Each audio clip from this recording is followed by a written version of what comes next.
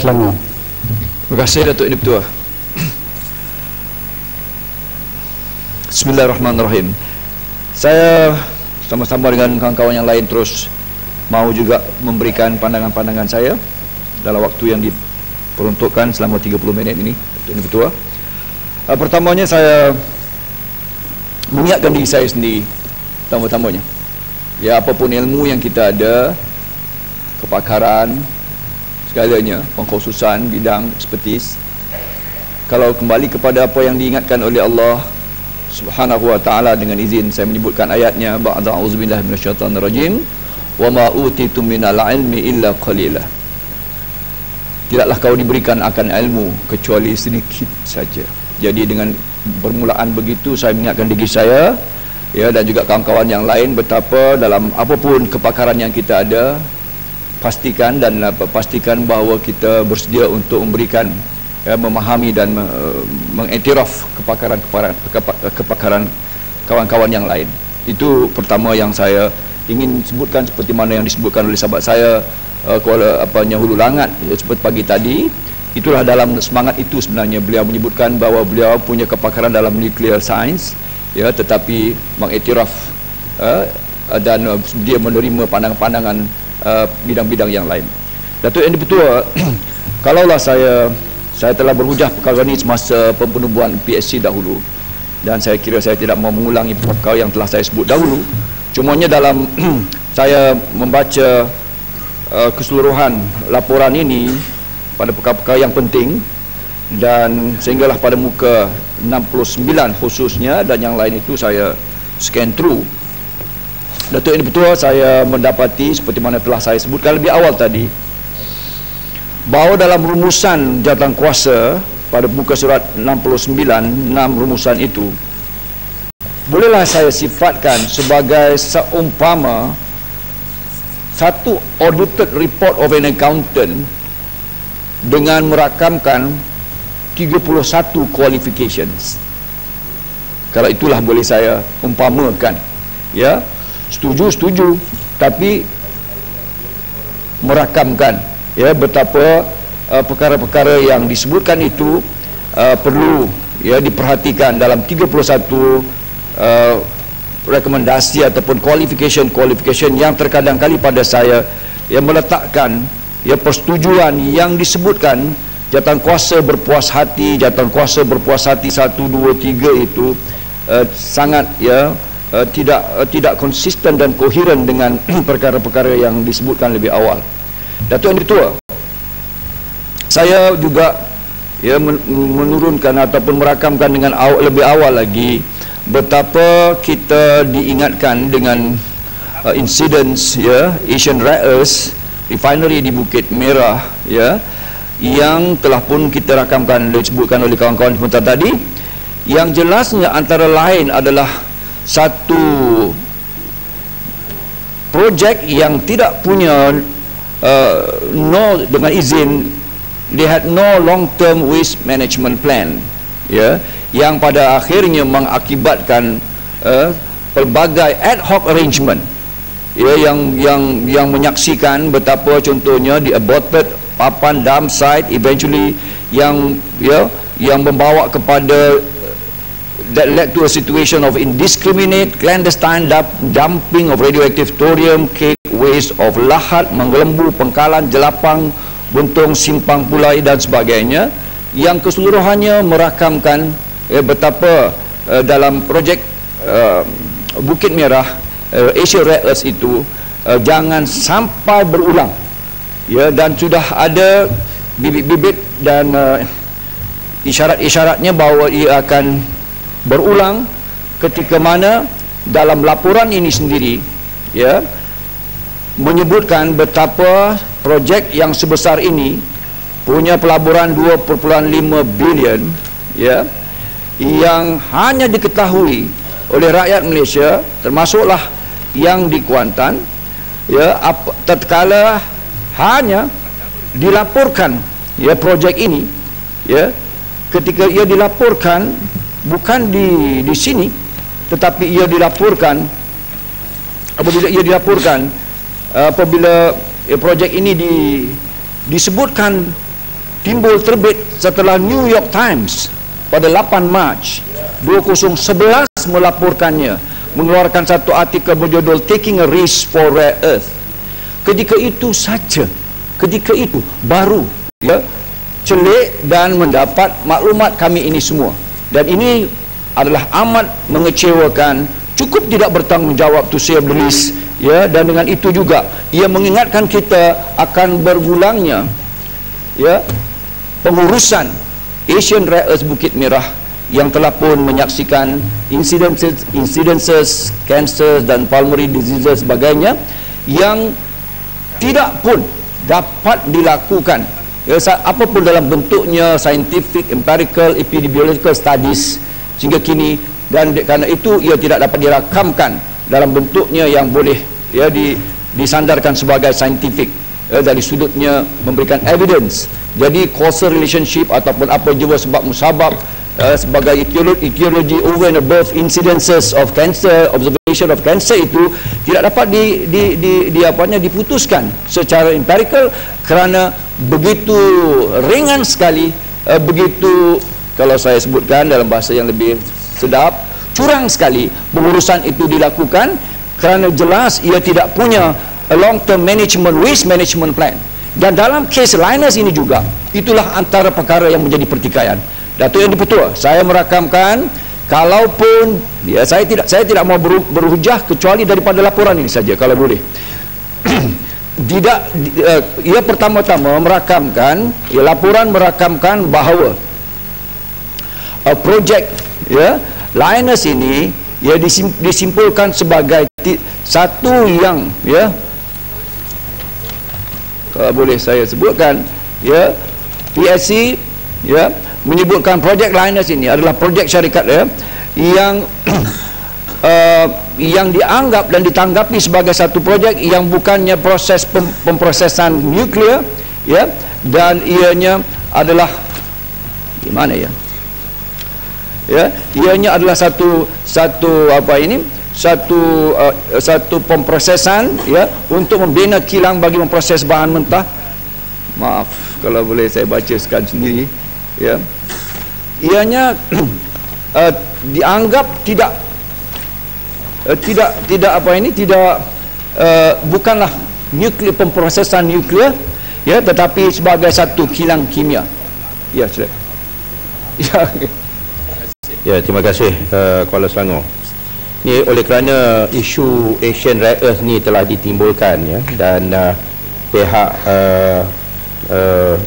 kerajaan dan backbenchers telah menyatakan bahawa telah terbukti dan di dalam laporan telah dinyatakan bahawa soal kanser dan leukemia ni tak ada kena-mengena dengan rare earth. Saya nak baca sebenarnya ayat yang ditulis, dan ayat ini satu ayat yang amat selamat lah.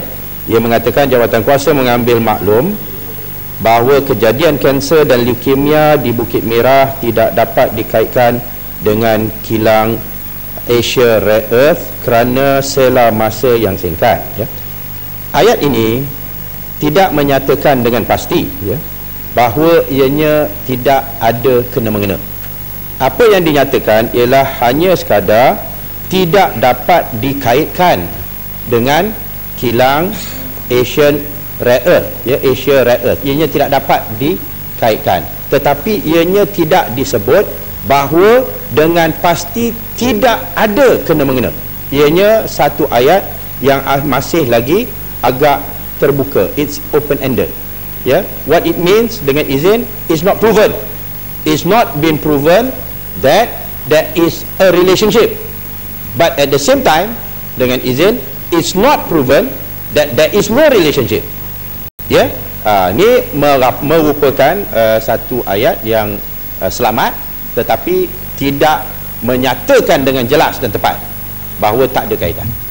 Apa pandangan Kuala Selangor? Terima kasih Tuan, terima kasih sahabat saya Shah Alam. Itulah perkara yang saya sebutkan tadi. Apabila perkara itu ditinggalkan begitu, maka no empirical ataupun tidak ada satu rumusan secara empirical dapat disimpulkan, tetapi kalau dilakukan studies, epidemiological studies over incidence and occurrences of cancer over and above satu kawasan yang tidak ada langsung exposure dan pendedahan kepada apanya ni situ, maka tentunya jelas bahawa there is a significant difference. Itu kalau kita ambil berbanding dengan di Rembau ke di mana-mana yang di sana tidak ada langsung, maka the occurrences and incidences of cancer dan other pulmonary diseases tentunya adalah signifikan. Semuanya tidak dilakukan perkara itu. Kuala Selangor. Ya, sila. Datuk yang di-Pertua. Sesuatu yang saya, pada pengamatan saya, kita dah berhujah dua-dua pihak melebihi 4 jam setengah. Tapi saya rasa ada satu perspektif yang tercicir. Sedangkan kita membahaskan laporan jawatan kuasa pilihan khas mengenai LAM, tapi saya rasa kita tersilap pandang, kerana pada hari ini, saat dan tika ini, LAM loginya, plannya dah siap sedia untuk beroperasi, siap sedia untuk menerima TOL dan mula dia punya operasi sepanjang 2 tahun. Siapa penjaga gol kita? Saya rasa yang curang, yang cuai dan harus dikutuk ialah MITI dan juga MIDA. Mereka yang membawa lanun kemari, mereka yang membuka pintu besar, gerbang pintu besar, dah sampai mendarat ke Kuantan, ke Gebeng, barulah kita nak buatkan satu PSC, barulah kita nak bahas. Saya rasa MITI dan juga MIDA harus dikutuk dan harus dipertikaikan kerana sikap curang dan sikap tidak teliti mereka. Jadi pada semasa kita berucap, kita pun dengar bahawa walaupun LAM telah memberi jaminan sekiranya pengurusan the residue itu tidak dapat diselesaikan dengan sempurna mengikut lunas keselamatan dari segi kesihatan awam secara sempurna, mereka akan meletakkan jaminan 50 juta American dollars sebagai satu pertaruhan. Apakah kata Kuala Selangor? Kita juga libatkan ke-6 yang berhormat daripada pihak sebelah yang telah bersikap laku macam salesman kepada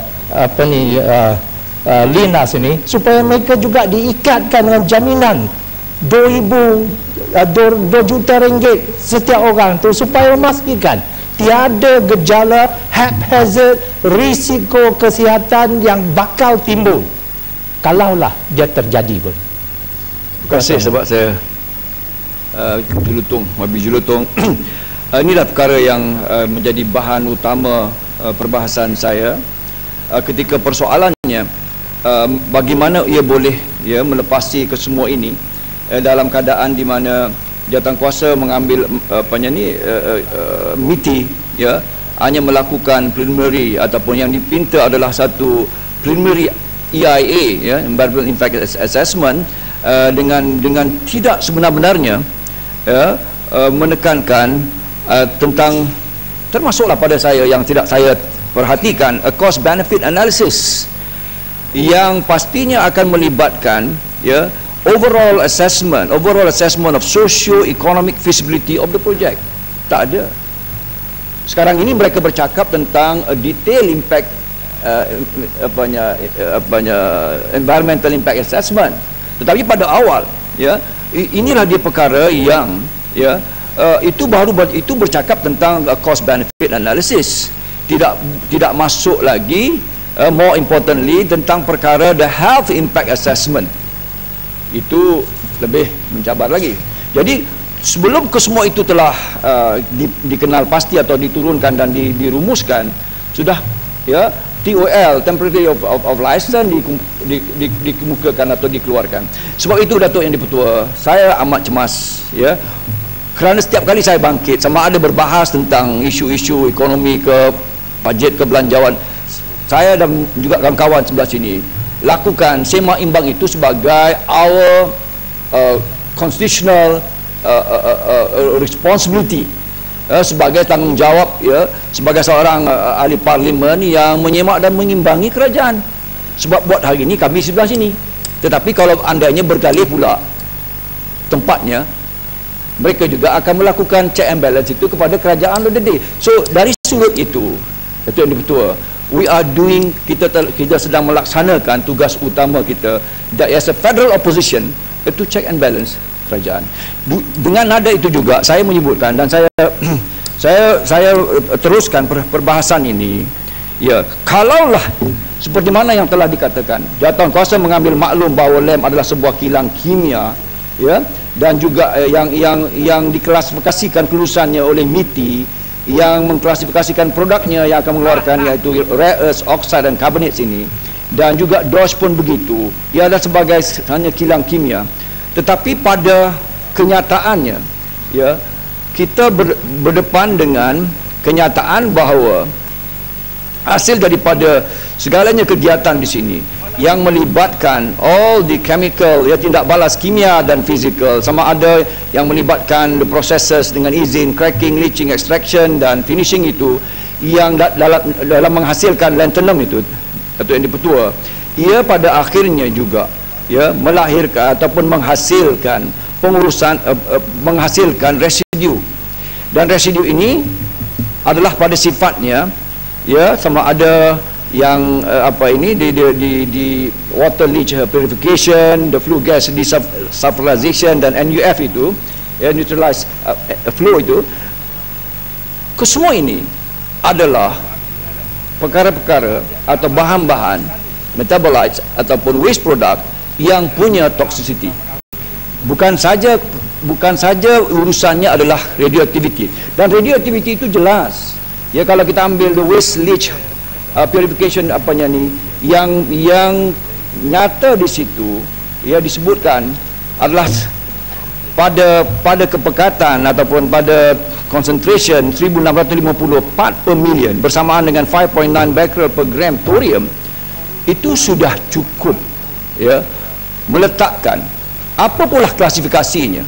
But the fact remain, hakikatnya adalah di sana byproduct ini, ya, di sana residu ini nyata punya thorium pada paras 5.9 becquerel per gram pada ketika itu. What gives you the certainty? Apa jaminan bahawa kalau ia tidak dipantau, that it will dalam prosesnya akan juga melepasi tahap dan kepekatan lebih daripada itu. Oleh kerana itu, Datuk Yang Di-Pertua, kalau saya perhatikan, ya, begitu juga bukan saja radioaktiviti, sebab itu saya kata tadi pertikaiannya pada awal bukan hanya radioaktiviti bersabit dengan thorium, but juga hasil daripada chemical processes itu, ya, chemical processes itu ia melahirkan ataupun ia menghasilkan, ya, bahan-bahan kimia yang lain, and those bahan kimia yang saya perhatikan adalah juga very toxic, and in fact they are also carcinogenic, ya, mereka adalah cancer causing, ya, dengan apabila lanthanide cracking process itu, ya, yang berlaku dalam rotary kiln itu which burns, yang dibakar dengan pada suhu yang at high temperature, ia menghasilkan hazardous, ya, heavy metals seperti apa? Plumber, mercury, arsenic, cadmium and nickel. And arsenic, cadmium and nickel are known human carcinogen, ya. Maka dengan kata lain, kesemua ini tentunya tidak di assess dalam di RIA, Radiological Investigation Assessment, jauh lagi on the preliminary EIA.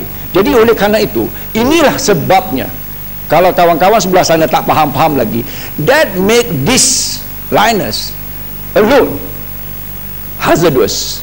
Dan apabila kita bercakap tentang risiko, Rembau menyebutkan perkara tadi, saya bertanya pada Rembau, mengapa 31 recommendation itu ataupun 31 precaution itu perlu dirakamkan begini?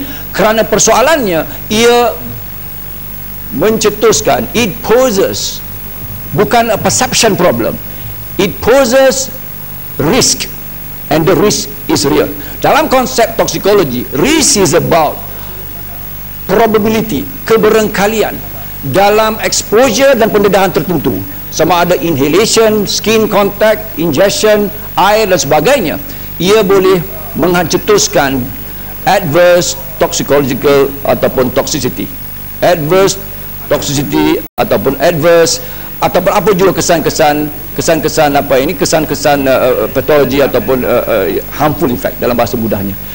Justru kerana itu persoalan besarnya adalah untuk memahami pengurusan all these toxic waste. Sebab itu waste management plan ini merupakan isu paling utama, dan waste management plan ini dalam Linus ini adalah isu yang paling tidak ditangani. Dan hari ini mereka bercakap untuk menjadikan ianya byproduct dan segala apa yang masih lagi dalam alam khayal ataupun alam R&D. Ya, sila. Terima kasih Kuala Selangor. Terima kasih Datuk Speaker. Saya hanya nak minta supaya Kuala Selangor menambah sikit tentang soal external radiation dengan internal radiation, yang mana yang berhormat Hulu Langat telah sebut, ya, dan dia menegaskan bahawa dia sebagai pakar nuklear, dia menyatakan bahawa thorium tu dari sudut external radiation itu memang ianya adalah selamat, tetapi dari sudut-sudut yang lain, dari sudut ianya mengambil bentuk dalam internal radiation, apabila thorium itu yang telah dihasilkan dalam bentuk debu, ya, dalam proses cracking yang dilakukan apabila nak dihasilkan rare earth element daripada rare earth ore itu, daripada logam rare earth itu, kita nak keluarkan dia punya rare earth element itu, kita akan lakukan satu proses yang seperti mana yang disebutkan tadi, yang mana akan menghasilkan debu, yang mana debu ini mengandungi thorium yang ada radioaktivitinya, walaupun externally ianya tidak merupakan satu masalah, tetapi sekiranya ianya dihidu ataupun masuk ke dalam badan melalui beberapa proses, maka adakah ianya merupakan satu permasalahan, dan adakah dalam laporan ini masalah internal emitters ini telah pun disebut ataupun disentuh?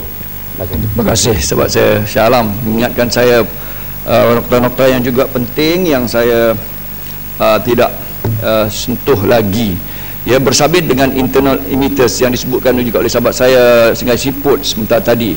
Ini dia perkara yang menjadi pertikaian hari ini, ya, di mana didapati increase and occurrence of incidences of cancer yang tidak boleh dicuba difahami dari sudut kesan ataupun sebab musabab ataupun etiologi dan causative factorsnya atau sebabnya, puncanya, ya, kerana hanya dengan merujuk kepada fenomena internal emitters ini, dan satu badan yang dinamakan Cherry, ya, satu badan yang research yang memberikan tumpuan kepada isu internal emitters. Sebab kalau dalam konsepnya, kalau boleh saya sebutkan ringkasnya, kalau boleh dapat saya sebutkan begitu, ianya bersabitan dengan konsep di mana the inverse square law.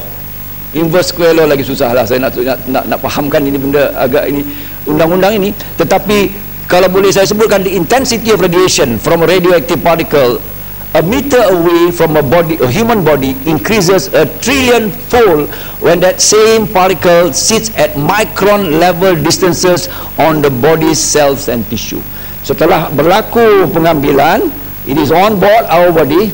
Kalau kita telah ingest atas apa pun makanan dan minuman sebagainya, maka ketika dia dalam tubuh badan kita, this is more potentially deleterious over apa yang dikatakan sebagai genetic material yang membawa kepada mutagenesis ataupun mutagen dan carcinogen akhirnya. Jadi oleh carcinogenesis akhirnya, ya. Jadi oleh kerana itu internal emitters ini adalah the most recent, ya, fenomena yang pakar-pakar perubatan dan medical scientist, ya, memahami atau cuba membuat pendidikan, dan ini telah pun disebutkan dalam beberapa jurnal yang mutakhir ini. Kalau saya boleh sebutkan juga atas perkara itu juga, ya, saya menyebutkan lebih awal tadi, seorang sahabat saya, ya, saya kira beliau adalah pakar dalam bidang beliau, dan saya membangkitkan perkara ini ketika Kulim baru berucap, ya, apabila perkara ini, ya, perkara-perkara seumpama perkara-perkara health sebagai assessment, sama ada health assessment ataupun risk assessment, ya, maka health impact assessment ataupun health risk assessment ini tidak dilakukan, Datuk Yang Ketua. Maka perkara-perkara seumpama, ya, bagaimana, ya, all these residues, ya, boleh mencetuskan adverse toxicity kepada human exposure, dan human exposure ini ianya adalah bersabitan dengan the population at risk. Dan the population at risk bukan hanya pekerja. The population at risk adalah mereka yang juga, ya, tinggal di persekitaran, ya, sama ada yang disebutkan tadi, apa tadi, nama kampung tadi, Badung Perdana tu, taman, ya, dan juga, dan apabila khususnya tatkala di sana, ya, conditionnya, persekitarannya, berpayanya, water, sources of airnya, keseluruhan perkara ini, ya, meninggalkan kesan risk yang above and over, satu yang dianggap sebagai boleh mencetuskan, ya, apa yang perlu dilihat dalam health impact assessment dan health risk assessment. Oleh kerana itu, kalau saya perhatikan apa yang disebutkan oleh seorang Professor of Environmental Health yang punya 18 tahun pengalaman, beliau menyebutkannya begini, as a professor of environmental health with 18 years of experience conducting environmental impact assessment, health impact assessment and health risk assessment for various type of development projects in Malaysia, I am deeply concerned with the uncertainty surrounding the potential health impact of Lynas Advanced Material Plant project in Gebeng, Kuantan. Ini pandangan seorang yang punya 18 tahun track record of doing this as matter of routine saja. Ya, I reserve my judgment as to the nature of public safety or danger LAM will pose to the population at risk, as I believe that most of the existing technical documents I have reviewed do not allow me to make a definitive and quantitative judgment on its potential health risk to the public. Betul-betul, ini dia perkara yang beliau sebutkan, dan beliau menyebutkan bahawa the preliminary EIA, ya, the radiological impact assessment RIA. Ada 2 minit lagi, Ahmad. Lajunya. Ya, kita baca, kita ucap. Agak debate ni, Ahmad. Jadi oleh kerana itu dengan orang lain, kalau banyak perkara nak cakap. Jadi oleh kerana itu, Datuk Yang Dipertua, ya, apabila saya menilai, ya, dan dalam in all fairness, ya, and in all honesty, dengan izin, dalam segala, ya, kebenarannya dan keikhlasannya, saya menyebutkan, saya merakamkan di sini rumusan jawatan kuasa yang saya umpamakan tadi, an audited report of an accountant with so many qualification, meletakkan apa yang telah kami bangkitkan selama hari ini memang punya hujahnya.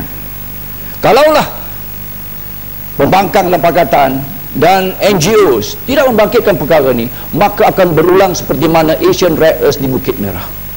Itu merupakan satu peristiwa hitam, a very sad day for Malaysia, kerana kita sekali lagi mengulangi kerja yang sama, mengulangi kesilapan yang sama, mengharapkan natijah yang berbeza. If you do the same thing, Datuk Yang Ketua, will get the same result. Sebab itu, saya kira Dewan yang mulia ini mesti merakamkan bahawa peranan kami dalam menyemak dan mengimbangi apa yang merupakan saya kira satu cara pengurusan yang mengambil mudah pada awal, ya, cerita lainlah 12 tahun tax exemption, ya, dan sebagainya, yang saya kira merupakan satu yang cukup one more minute, okay, yang tidak memberikan kita pulangan yang baik dan sepatutnya. Tetapi lebih penting daripada itu, Datuk Yang Ketua, ya, saya merakamkan rumusan jawatan kuasa ini tidak boleh kita pertahankan kalau qualificationnya dan sure-nya seperti mana yang telah saya sebutkan dalam celahan-celahan saya lebih awal tadi, memohon dan meminta supaya pemantauan berterusan, health impact assessment studies dibuat. Keseluruhan perkara itu meletakkan bahawa sure yang dibuat, ataupun rumusan yang dibuat oleh jawatan kuasa tidak sejajar dengan qualification yang mereka buat dalam 31 qualification yang mereka buat itu. Betul-betul oleh kerana itu saya merasakan penting untuk Dewan Rakyat ini, Dewan yang mulia ini merakamkan keseluruhan perkara ini, kerana kami akan terus menyemak dan menyimbangi dan tidak akan mengizinkan rakyat dimangsakan dengan cara pengurusan seperti ini sekali lagi. Terima kasih. Ya, Yang Amat Selangor.